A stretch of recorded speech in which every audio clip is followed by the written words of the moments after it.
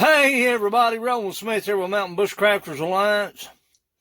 As you can already tell, we're out here in the wood shop, and it's been a minute since I've made a video, so I thought I'd do a video on this pressure pot.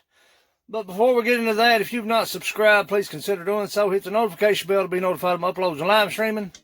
And if you like this kind of video, give it a thumbs up. But we're going to be turning this Shop Fox 2.5 gallon paint pressure can into a resin casting pot, pressurized. Stick around, let's see how this turns out.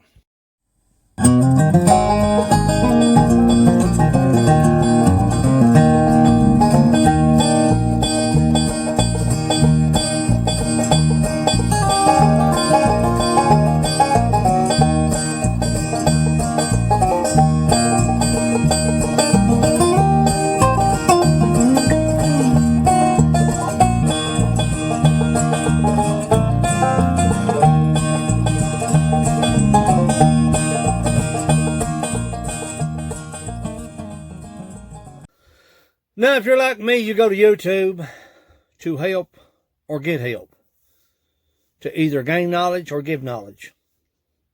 I have very little knowledge to give. I'm not a boastful person. What I've learned through trial and error, the greater part of it being error. But what started out in this wood shop as a hobby has become a full-blown business for me. Thanks to you, and I'm grateful. But I have to run this place on a budget. I have to cut corners and pinch pennies. Barter a whole lot of times. But it's the little things in information that you receive that can cost you if you're running on a budget. Whether it's in product or buying needless things. And I wanted to get into resin casting. And everybody was telling me, oh, you need a vacuum chamber. You need a vacuum chamber. Well, wasn't really willing to put the money into a vacuum chamber for resin casting. I don't do that much of it. But I wanted to go ahead and look into resin casting. Pressurized, vacuumed, bubble-free, clear resin. And after watching multiple videos, I realized out of 5 ounces of resin, you'll probably lose 2 ounces of that in a vacuum chamber.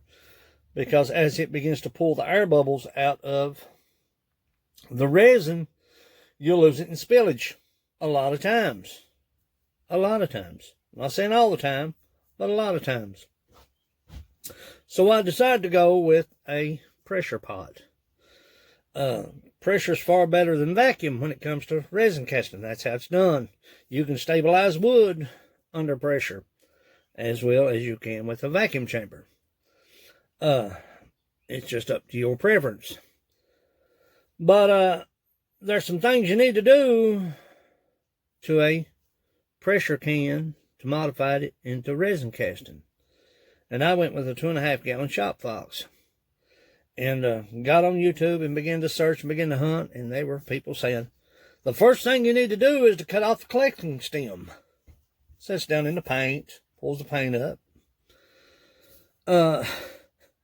So I eagerly grabbed the hacksaw, began to hacksaw on the stem. I didn't cut all the way through, by no means. Barely scratched the surface of that thing, trust me. And I realized, hey, wait a minute, that is threaded. Children, don't cut your collecting stem off. I broke it loose earlier. But if I want to convert this back to a sprayer, I've got my collecting stem. Okay. Now there's some things that we need on the top of this lid to complete the process. There's some things we need inside of the pressure can to complete the process. There's some things you don't need. And we're going to go over everything. We're going to do a small amount of resin under pressure. Make sure we've got no leaks.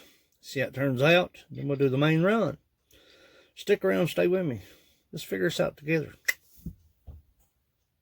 Here's all you'll need to purchase for the mods to change the 2.5 gallon shop box pressure painter into a casting resin pressure pot.